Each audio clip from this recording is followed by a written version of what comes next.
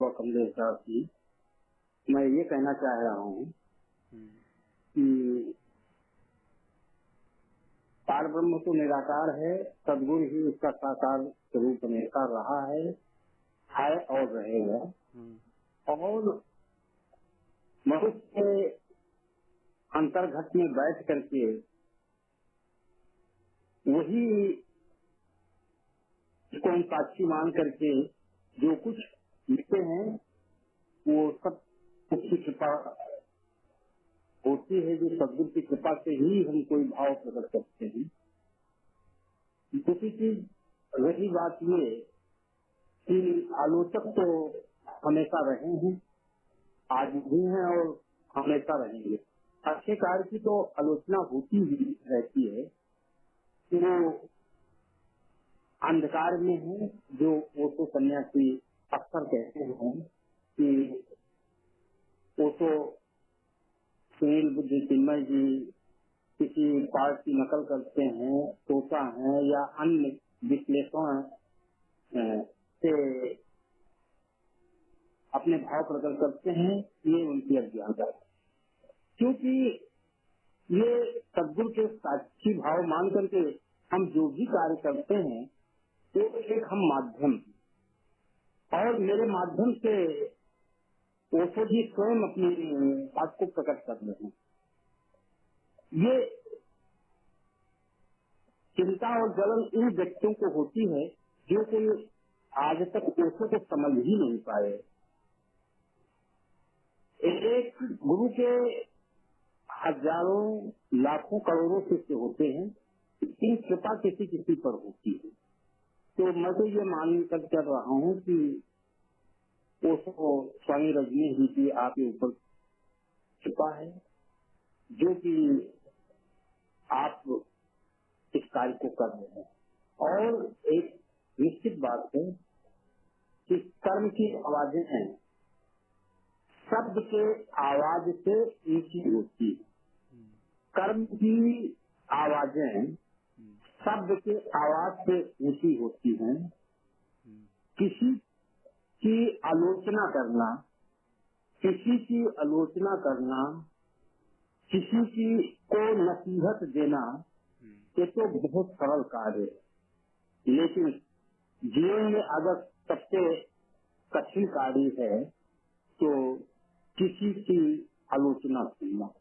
तो मेरे ख्याल से हम सुनकर के भी अगर मौन हो जाते हैं तो उनको उत्तर छोटा हम मिल जाता है। मेरे भाव को शायद समझ गए होंगे। हम सबसे सौभाग्यशाली हैं कि यदि कोई आलोचना भी कर रहा है तो उसको भी हम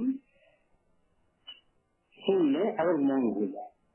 और आलोचना सुनकर के, अपनी निंदा सुनकर के यदि हम कोई उत्तर नहीं देते हैं तो यह सबसे बड़ा महानिकार है। और उसको स्वयं आलोचक को खुद ही उसका उत्तर मिल जाता है। मैं फिर कहना चाह रहा हूँ कि कर्म की आवाज, जो आप ऑनलाइन ध्यान कर रहे हैं, कितना कार्य कर रहे हैं, वो शब्दों की आवाज से सदैव ऊंची रहेगी। किसी को नसीहत देना, किसी की आलोचना करना, ये तो बहुत सरल कार्य है। लेकिन अगर जीवन में और पूरे विश्व में कोई कार्य सबसे कठिन है तो स्वयं की आलोचना सुनना और मौन से लेना। मेरे ख्याल से ये आगे बढ़ने का सबसे सहज मार्ग है। और जो भी ओशो सन्यासी या जो भी लोग मेरी बात को समझ रहे हैं या सुन रहे हैं, तो उनको चाहिए कि कोई भी कुछ भी कहे, हम उसका प्रत्युत्तर न दें। ये संसार है। देखिए, ओशो जी गए अमेरिका ज्ञान सिखाने, ध्यान कराने, योग सिखाने, और उनको जेल में बंद कर दिया गया। अब बताइए, उनको जेल में बंद कर दिया गया, इसके साथ साथ हथकड़ी बेड़ियां लगाई गई, बिना अपराध के उनको जेल में भी रहना पड़ा, यहाँ तक जहाज दिया गया। पूरे विश्व के 22 देशों में अपने देश में उतरने नहीं दिया, अपने देश में उतरने तक नहीं दिया, रहने की तो बात ही अलग रही। लेकिन उनके सन्यासियों ने क्या किया, इतना बड़ा उनके सदगुरु के साथ अत्याचार होने के बाद भी जितने ओशो सन्यासी अमेरिका में उस कम्युन में थे, उन्होंने क्या किया कि देश देश से विश्व से खूनों के बड़े बड़े बंडल आए और पूरा क्या कहते हैं अदालत और पूरा जेल भर गया। तो ये है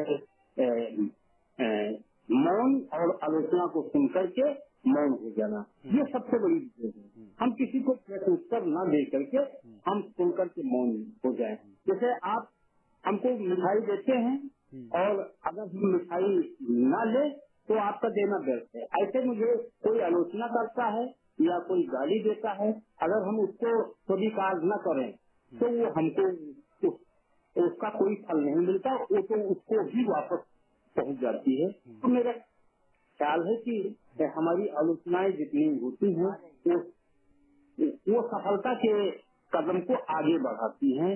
बस यही हम कहना चाह रहे हैं, यही सभी संतों का संदेश है कि आलोचनाओं से हमारा रास्ता प्रशस्त हो चुका है।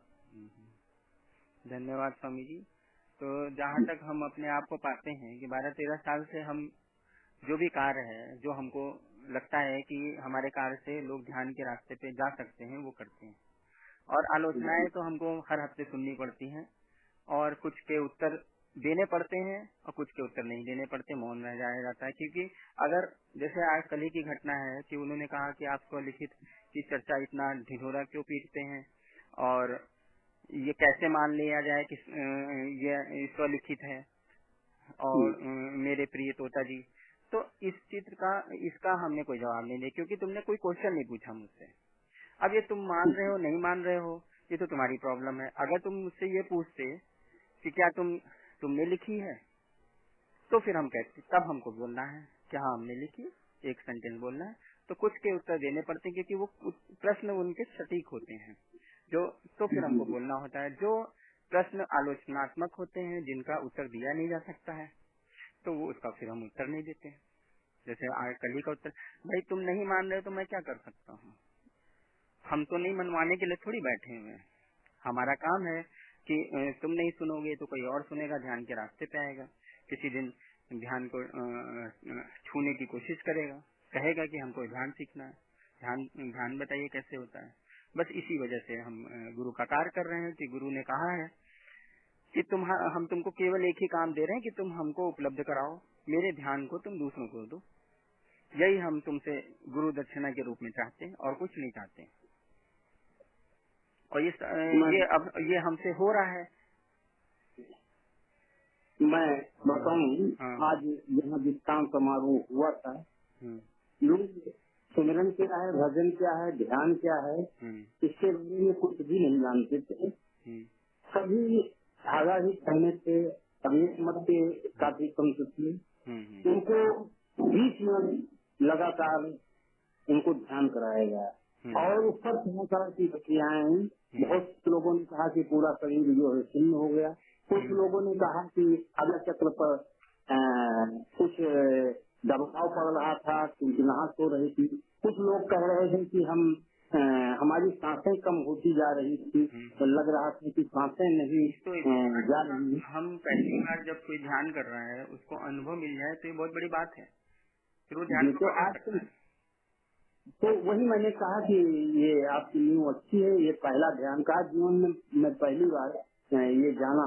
कुछ लड़के नए लड़के थे, उन्होंने कहा कि जो धुन बजी तो मैं सीधे ध्यान में चला गया, मुझे ये भी नहीं पता था कि मेरी सांस चल रही है या चल रही है। तो ये सदगुरु का कार्य है, ये सब वही करा रहे हैं। तो अब जैसे मुझसे कोई प्रश्न पूछता है सटीक, तब फिर मैं लिखता हूँ। और जब कोई प्रश्न जो है नहीं, जैसे ये कोई पूछे कि क्या तुमने लिखा है, तब हमको बोलना पड़ेगा हाँ हमने लिखा। या किसी ने कोई हमसे पूछता है कि स्वामी जी ये किस किताब का है, तब हमको लिखना पड़ता है किसी किताब का नहीं, मैंने मेरे स्वयं का लिखा हुआ है। लेकिन कोई कहे कि हम कैसे मान ले, तो मैं फिर मेरे पास नहीं, हमको उसको आंसर ही नहीं देना है। तुमको क्या जरूरत है मानने की, मत मानो। वो माने या न माने, उनको कोई बाध्य कर रहा है। बाध्य कर रहा है। मैं कह रहा हूँ, मंसूर ने कहा अहम ब्रह्मात्मा अनहलत कहा, तो उस समय के लोगों ने नहीं उनको माना और उनको फांसी पर चढ़ा दिया। से जब उस समय उसकी गर्दन काटी जा रही थी तो वो हंस रहा था, तो लोगों ने कहा अरे मंसूर तू तो हंस रहा है, तो कहीं जिसको मार रहे हैं वो पहले ही मर चुका।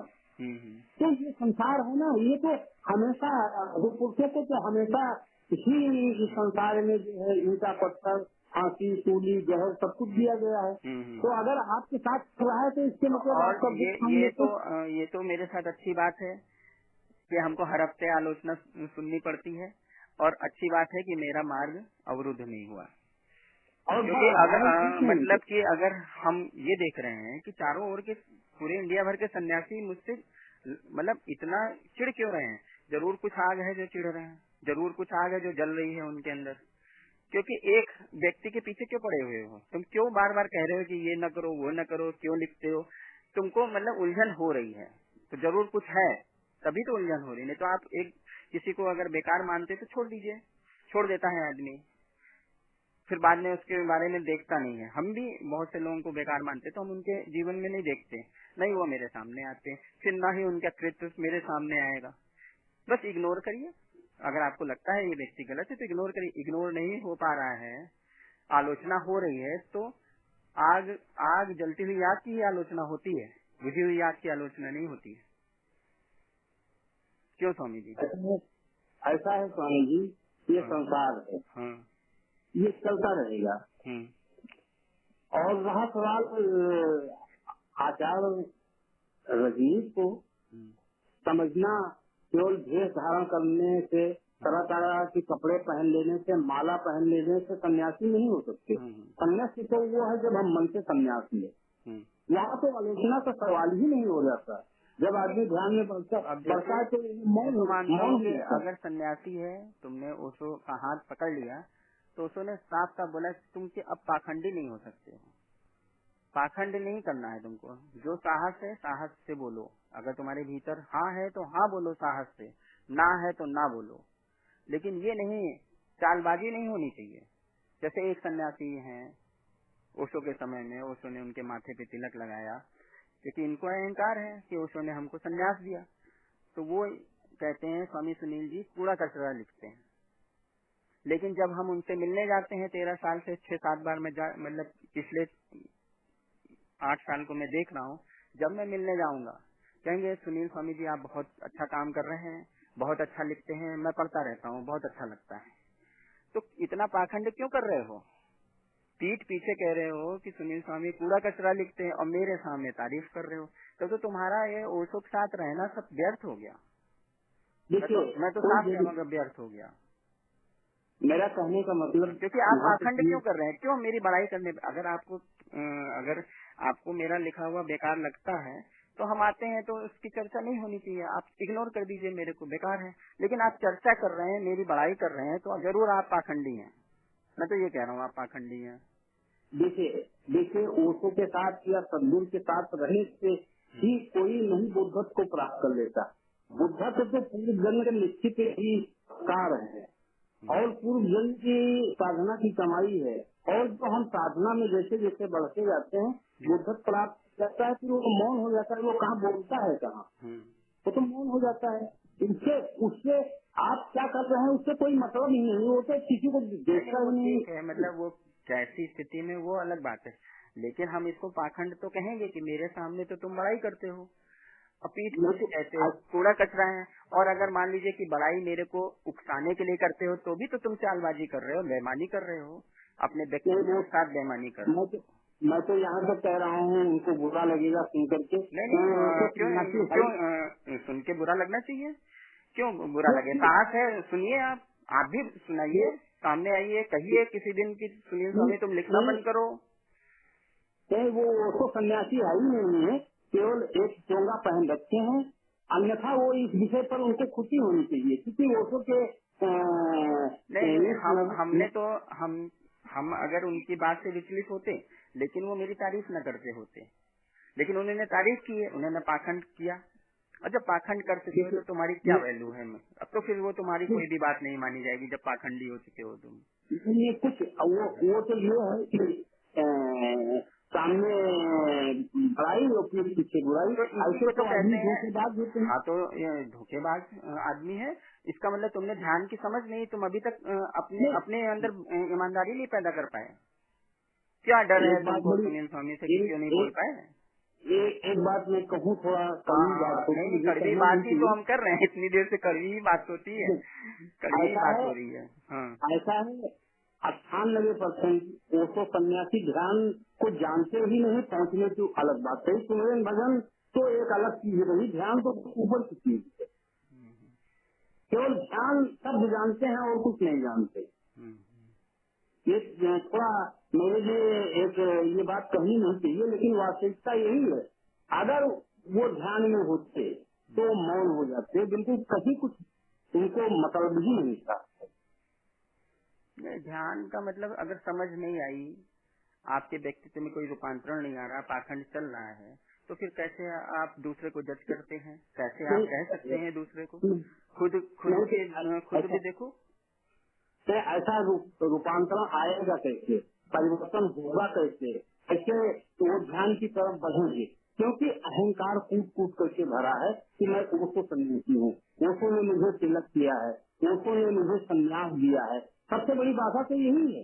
और सबसे बड़ी बाधा तो बुद्ध के समय उनका जो भाई था, नाम भूल रहे हैं, उसके सामने भी ये बात है कि जब तक बुद्ध जी थे तब तक उनका सहारा लिए बैठा था और बुद्धत्व नहीं प्राप्त हुआ। और जैसे बुद्ध जी शरीर छूटा तैसे उसको लगा कि हम तो अकेले हो गए और वो कार्य किया और बुद्धत्व को प्राप्त हो गया। तो ये ओशो के तिलक जैसे या ओशो के, चलिए वो दूसरी बात है। मेरा टॉपिक आज का यही था कि क्या ये पाखंड है? आप पीछे से बुराई करते हैं और सामने कहते हैं बुद्ध चिन्मय जी आप बड़ा अच्छा काम करें, बड़ा अच्छा लिखते हैं, मैं पढ़ता रहता हूँ, बहुत अच्छा लगता है। और पीठ पीछे कहते हैं स्वामी बुद्ध चिन्मय बड़ा कूड़ा करकट लिखते हैं। ऐसा है कि पाखंड नहीं, महापाखंड है। तो ऐसे पाखंड का व्यक्ति कैसे हमको देख पाएगा जब आप खुद ही क्लियर नहीं है? नहीं देख सकते आप। जब वो अपने को नहीं देख तो आपको कैसे देखेगा, दुनिया को कैसे देखेगा? तो ये तो हमको मतलब कि इस समय जो भी हम लिख रहे हैं, कह रहे हैं, उसकी वजह से बहुत से लोगों का बल्ब फ्यूज होता है। रोज ही बल्ब फ्यूज होता है किसी न किसी का। तो कितना बल्ब फ्यूज हो रहा है आपके बल्ब का, मतलब इतना ज्यादा बल्ब क्यों फ्यूज हो रहा है? अरे हम बेकार लिखते होंगे तो छोड़ दीजिए ना, बहुत से लोग पूरी दुनिया में बेकार काम करते हैं। आप हमसे रुक गए हैं, आके अटक रहे हैं तो कहीं ना कहीं मतलब आपको चोट पहुंच रही है। ऐसा है स्वामी जी। हाँ। कि लोगों के समय भारत के जितने धर्माचार्य थे, किसी ने सत्संग करने की हिम्मत की। यहाँ तक कि ईसाइयों के पोप जैसे महापुरुष कभी हिम्मत की इनसे सत्संग करने की। तो कारण ये है इनके अंदर इतना साहस ही नहीं है कि आपकी बातों को पढ़ सकें और बचा सकें। आप बात जो मैं लिख रहा हूँ वो नहीं उसको सुनना है। स्वलिखित क्यों लिखते हो, क्यों ढिंढोरा पीटते हो, क्यों लिखना चालू कर? अरे तुमको क्यों लिखना का क्या मतलब? तुम मत पढ़ो। आलोचना करनी हो आलोचना करो, कुछ क्वेश्चन पूछना मुझसे क्वेश्चन पूछो कि क्यों लिखते हो, हम उसका जवाब देंगे। कहाँ तुमने लिखा है कि नहीं लिखा, हम उसका जवाब देंगे। दूसरे क्वेश्चन का कोई जवाब नहीं। वो जहाँ तक आप पहुँच सके हैं उससे एक भी कदम आगे नहीं बढ़ पाए हैं, तो उस चीज को समझ कैसे पाएंगे? तो यही लगेगा कि वो उसको भी नकल करके लिख रहे हैं, वो उस स्तर तक पहुँच ही नहीं पाए ना, तो फिर उस चीज को समझ कैसे पाएंगे? तो वो तो लोग यही सोचेंगे कि कहीं से किताब से मार करके नकल कर रहे हैं। तो किताब भी दिखाए ना। अभी हमको तो लिखते हुए 7 साल हो गए, आज तक तो कोई आदमी लेके नहीं आया मेरे पास प्रूफ। नहीं तो वो उनके समझ की बाहर है ना, उनके स्तर की चीज है ही नहीं है। बात आप प्रूफ लेके भी नहीं आ सकते हो, आई नहीं है, खोजेंगे कहाँ? अरे जब मैं स्वयं लिख रहा हूँ तभी तो मैं कह रहा हूँ कि स्वयं का लिखा हुआ है, ताकि तुम कहीं डिस्टर्ब ना हो, खोजने खाजने न चले जाओ किसी किताब में। जो कुछ है हम ही से पूछ लो, नहीं समझ में आ रहा है इसीलिए लिखा जा रहा है। मेरी बात को फिर ध्यान से सुनिएगा। किसी को नसीहत देना, आलोचना करना बहुत आसान है, लेकिन वो बड़ा सौभाग्यशाली होता है जो कि अपनी आलोचनाओं को सुनकर के मौन होता है। ये सबसे बड़ी बात नहीं बस। और ये लोग महापाखंडी है जो इस तरह के नाना प्रकार के प्रपंच करते हैं। ठीक है स्वामी जी, बहुत सही हो मार्गदर्शन सकता है। है, नहीं हो सकता है मेरी बात कभी किसी को लगे। सत्य तो कड़वा ही होता है ना, सत्य हाँ, की पहचान है कड़वापन। नहीं तो उससे कोई मतलब नहीं है। हमारे बारे में कितनी आलोचनाएं होती हैं, हमने अपना रास्ता थोड़े छोड़ा। और क्यों छोड़े? ये सदगुरु का मार्ग है, मुझसे क्यों छोड़े? हो सकता है मेरा जन्म ही हुआ हो, तो हम क्यों छोड़ेंगे भाई? छोड़े तो वो जो कि पाखंडी लोग हैं, जिनको कुछ करना नहीं है, केवल नाना प्रकार के भेष धारण करके इधर प्रपंच कर रहे हैं। ये किसी भी धर्म या संप्रदाय या पंथ के हो, उससे मेरा मतलब नहीं है। केवल उसके सन्यासी से ही मेरा मतलब नहीं है, पूरे संप्रदाय, धर्म और पंथ से है। अरे अपना भी तो करके देखिए, आप क्या करते हैं? अब हम ओशो की तरफ से हो चाहे जहाँ भी हो, अरे हम बोलेंगे नहीं तो तुम सुनोगे क्या? कुछ संवाद भी तो होना चाहिए। हमेशा हम देख रहे हैं 10-12 साल से, हमने ओशो का प्रवचन तुमको दे दिया, तुमने दूसरा प्रवचन दे दिया, तुमने तीसरा प्रवचन दे दिया। क्या आदान प्रदान हो रहा है? ओशो के ही प्रवचन का आदान प्रदान हो रहा है फेसबुक में, और इसमें अपनी बात तो तुम कह ही नहीं रहे हो। देखिए, अपनी बात कहना अलग चीज है, वो जिसके सदगुरु चाहेगा उसी से कह जाएगा, तभी नहीं कह सकते ना भाई। संवाद होना चाहिए, तुम कुछ हमसे आग ले सको, हम तुमसे आग ले सके, मतलब संगम शरणम गच्छामि, यही तो है। इसीलिए तो ओशो ने कहा है कि हाँ तुम लोग आपस में मिल के रहो। मिल के रहने का मतलब ये नहीं है कि कोई संगठन बना लो, ये है कि तुम हमको आग दे सको, तुम हमारी आग ले सको। लेकिन आप कर क्या रहे हैं? कोई संवाद ही नहीं है आपस में। संवाद होने की चेष्टा होती है तो तुम उसको सुनना ही नहीं चाहते हो, अपना दिमाग लगाते हो, अपना अहंकार पेश करते हो। चलिए समझे। और उसमें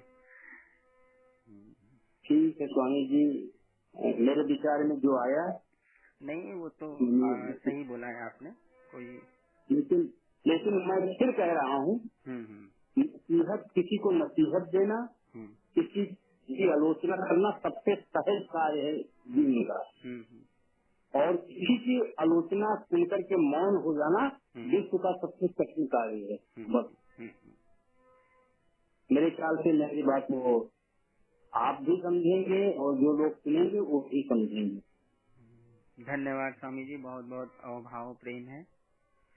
स्वामी बुद्धि सिंह ने ओशो ध्यान केंद्र लखनऊ 26 मई 2022।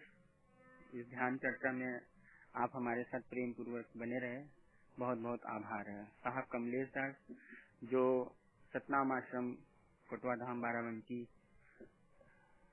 के संचालक हैं, आयोजक हैं, और संत साहब जगजीवन साहब पे ओशो की 2 प्रवचन मालाएं भी हैं, और उनकी समाधि स्थल लखनऊ से मात्र 80 किलोमीटर की दूरी पे है। स्वामी जी के साथ हमने कई बार ध्यान यात्रा की है। बहुत बहुत प्रणाम स्वामी जी। सतनाम साहब, सतनाम जी को आशीर्वाद साईं जगजीवन साहब की तरफ से सबके मंगलमय जीवन की कामना। साहब सतनाम सतनाम सतनाम सतनाम स्वामी जी। फिर बात होगी।